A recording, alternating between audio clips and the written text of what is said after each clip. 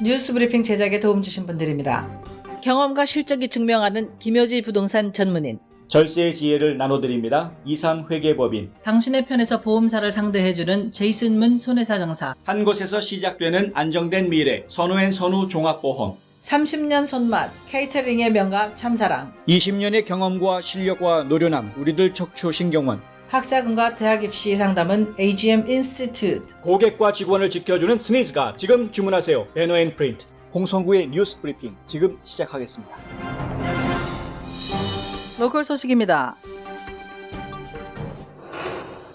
공화당이 당초 지난주 발표할 것으로 예상했던 1조 달러 규모의 제5차 경기 부양 법안인 힐스 액트를 어제 발표했습니다. 민주당이 3조 달러 규모의 경기 부양 법안인 히로스 액트를 지난 5월 15일 하원에서 통과시킨 지 73일 만에 나온 것입니다. 힐스 액트의 주요 내용에는 이전 케어스 액트 때와 같이 연소득 7만 5천 달러에서 9만 9천 달러 사이에 미국 납세자 개인에게 주는 현금 지원금을 1인당 1,200달러에 부양자녀 1명당 500달러씩 주되 부양자녀 범위를 만 17세 이하에서 대학 재학생 자녀까지 확대했고, 주당 600달러를 지원했던 추가 실업수당은 각 주 정부가 실업급여를 기존 임금의 70% 수준으로 올리는 법안을 추진함에 따라 주당 200달러로 대폭 낮추는 내용을 담았습니다. 또한 300명 이하 규모의 중소기업 중에서 수입이 50% 이상 감소한 고용주들에게 탕감받을 수 있는 제2차 PPP 론을 지원하는 내용도 포함됐습니다. 그 외에 학교 정상화를 위해 700억 달러, 대학 지원금 300억 달러, 코로나 바이러스 검사를 위해 160억 달러, 병원 지원에 250억 달러 등이 포함됐습니다.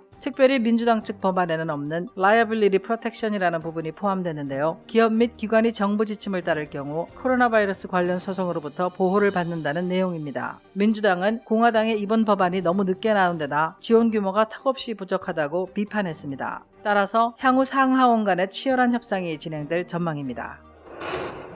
브라이언 캠프 조지아 주지사는 케이시아 랜스 바텀스 시장과 애틀란타 시정부를 상대로 낸 소송과 관련해 오늘 오후 열릴 예정이었던 첫 심리를 취하한다고 발표했습니다. 이는 바텀스 시장이 애틀란타시의 1단계 지침이 의무가 아닌 자발적인 권고사항이라고 말하면서 한 발 물러선 것에 대해 호응한 것인데요. 주지사실의 코디 홀 대변인은 바텀스 시장으로부터 최근 양보를 받은 데 용기를 얻었다면서 시 당국자들과 생산적이고 선의의 협상을 하기 위해 시간을 더 주기로 했다고 심리 취하 이유를 밝혔습니다. 주지사는 시장이 시위대를 제대로 통제하지 못했다며 주 방위군을 동원하는 비상사태를 선포했고, 애틀란타 시장은 주지사가 코로나 바이러스 확산을 막는 데 실패했다며 자체적인 행정명령으로 통제에 나서자 주지사가 월권행위라며 소송을 제기했던 것인데요. 양측 모두 바이러스 확산을 막아야 하고 시위가 평화적으로 합법적으로 이루어져야 한다는 점에서 같은 목표를 가지고 있기 때문에 좋은 타협점을 찾을 수 있을 것으로 기대를 모으고 있습니다.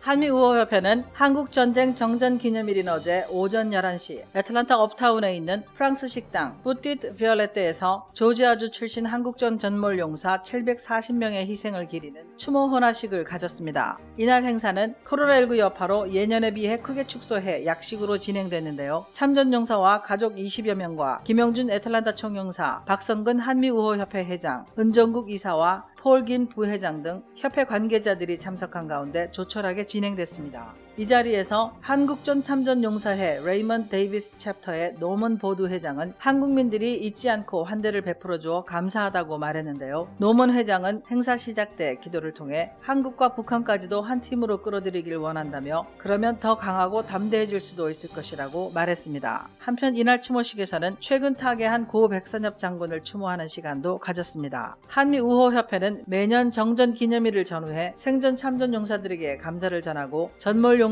추모하는 행사를 개최하고 있으며 지난 몇 년간 빌보드에 Thank You America라는 광고를 게재해 주목받기도 했습니다.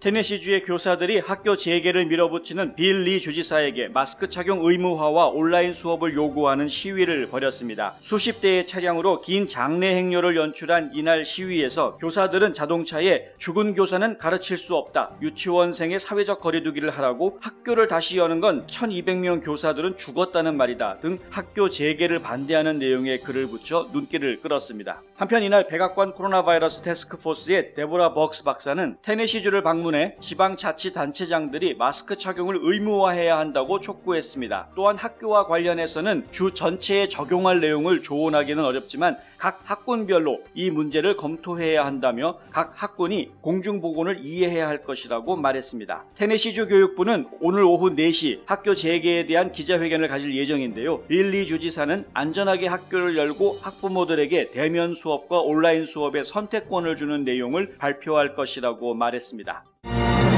제5회 애틀란타 문학상을 공모합니다. 미국 동남부 지역에 거주하는 한인이면 누구나 참여할 수 있으며 미발표 신작 작품을 시 부문은 최대 5편, 수필 부문은 최대 2편을 우편이나 이메일로 8월 31일까지 보내시면 됩니다. 수상자에게는 대상 상금 $1,000를 비롯해 상금과 상패 및 등단 증서가 수여됩니다. 제5회 애틀란타 문학상은 제1IC은행이 특별 후원합니다. 지구촌 소식입니다. 앤서니 파우치 국립 알러지 전염병 연구소 소장은 팍스뉴스와의 인터뷰에서 현재 연구소가 모더나와 함께 개발 중인 코로나 바이러스 백신이 10월 중에 개발될 수 있다고 말해 주목받았습니다. 이 백신은 현재 최종 단계인 3상 임상시험에 들어간 상태입니다. 파우치 소장은 백신 접종자의 60%가 코로나19에 감염되지 않는다면 예방 효과가 있는 것이라며 11월까지 개발될 가능성이 크지만 더 빨리 개발될 수도 있다고 말했습니다. 10월이 될 수도 있다는 겁니다. 파우치 소장의 말대로라면 트럼프 대통령이 기대를 걸고 있는 10월의 서프라이즈가 가능할 수도 있는데요. 조 바이든 민주당 후보에게 지지율이 밀리는 트럼프 대통령에게 이 백신 개발로 막판 뒤집기가 가능할 수도 있기 때문입니다. 이와 관련 파우치 소장은 정치적 압력 여부를 묻는 폭스뉴스 앵커에게 그런 정치적 압력은 전혀 없다고 잘라 말했습니다. 왕원빈 중국 외교부 대변인은 정례 브리핑에서 북한의 합리적인 우려가 존중받지 못하고 있다며 각국이 대화에 나서야 한다고 촉구했습니다. 왕 대변인은 김정은 국무위원장이 6.25 전쟁 휴전 67주년을 맞아 자위적 핵 억제력을 언급한 것에 대해 현재 한반도 평화 프로세스는 강경 국면에 빠졌다면서 주된 문제점은 북한의 합리적인 우려가 존중받지 못하기 때문이라고 강조했습니다. 앞서 김정은 위원장은 27일 평양 4.25 문화회관에서 열린 제6차 전국 노병대회 연설에서 우리의 믿음직하고 교화적인 자위적 핵 억제력으로 하여 이 땅에 더는 전쟁이라는 말은 없을 것이며 우리 국가의 안전과 미래는 영원히 굳건하게 담보될 것이라고 말했습니다. 미국과 중국 관계가 최악으로 치닫는 가운데 중국에서 미국 곳곳으로 배달된 정체불명의 씨앗으로 인해 소동이 벌어지고 있습니다. 홍콩 사우스 차이나 모닝포스트가 오늘 보도한 바에 따르면 최근 켄터키, 버지니아, 유타, 워싱턴, 루이지애나, 오하이오, 텍사스 등 미국 내 최소 9개 주의 주민들이 중국에서 배달된 정체불명의 소포를 받았는데요. 소포 겉면에는 그 내용물이 보석, 장난감 등이라고 적혀있지만 막상 소포를 개봉하면 그 안에는 정체를 알 수 없는 씨앗이 들어있다는 겁니다. 루이지애나 농업당국은 현재로서는 소포 안에 든 것이 어떠한 종류의 씨앗인지 확실히 알 수 없다며 우리는 씨앗의 정체를 확실하게 밝혀내 루이지애나 농업과 환경에 위험이 미치지 않도록 할 필요가 있다고 밝혔습니다. 켄터키 농업당국은 성명에서 아직 우리는 이것이 장난인지 인터넷 사기인지 아니면 일종의 바이오 테러리즘인지 판단할 수 있도록 하는 충분한 정보가 없다고 발표했습니다. 이에 대해 왕원빈 중국 외교부 대변인은 이날 정례 브리핑에서 중국 우체국이 미국 측으로부터 소포를 넘겨받아 조사를 진행할 것이라고 밝혔습니다. 한국 소식입니다. 문재인 대통령은 28일 오후 5시 50분께 박지원 국가정보원장 임명안을 제가했습니다. 강민석 청와대 대변인은 기자들에게 공지 메시지를 보내 이같이 밝히고 박 원장의 임기는 내일부터 시작된다고 밝혔습니다. 앞서 국회 정보위원회는 이날 오후 비공개 전체 회의에서 박 원장에 대한 인사청문 경과 보고서를 채택했습니다. 이로써 문재인 대통령의 집권 후기 대북 정책이 탄력을 받게 될지 주목됩니다.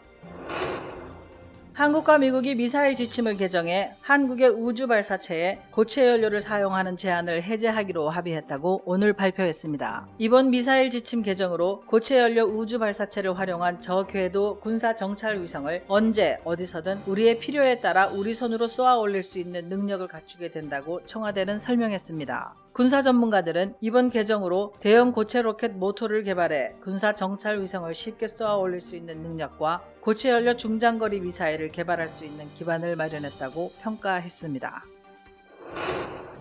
태양의 에너지 생산 원리인 핵융합을 이용해 지상의 안전하고 깨끗한 미래 에너지원인 인공태양을 만드는 국제공동 프로젝트 ITER의 핵융합 반응장치 조립이 시작됐습니다. 유럽연합과 한국 등 세계 7개 나라로 구성된 ITER 국제기구는 프랑스 카다라슈의 ITER 건설 현장에서 장치 조립 착수 기념식을 갖고 실험장치 조립에 들어갔습니다. 기념식에는 에마누엘 마크롱 프랑스 대통령과 문재인 대통령 등 각 회원국의 정상급 인사들이 축하 메시지를 보냈습니다. ITER 핵융합 반응 장치는 바닷물에서 추출 가능한 중수소와 리튬을 원료로 핵융합 반응 최적 온도인 섭씨 1억 5천만 도의 고온 플라즈마를 만들어 지속적인 핵융합 반응을 일으키는 장치입니다. 오는 2025년 완공 예정인 ITER은 핵융합 에너지 대량 생산 가능성을 실증하기 위한 실험로로 10년 이상의 설계 과정을 거쳐 2017년 착공, 2040년까지 실험 운영하는 인류 최대 과학 프로젝트입니다. 한국은 ITER 조립과 실험, 운용 과정에서도 중요한 역할을 할 것으로 예상되는데요. 과학기술정보통신부는 2050년대 핵융합에너지 실현 목표를 달성하고 한국이 앞으로도 글로벌 경쟁력을 가지고 기술과 시장을 선도할 수 있도록 장기적 연구개발과 인력 양성에 정책적 노력을 지속할 계획이라고 밝혔습니다.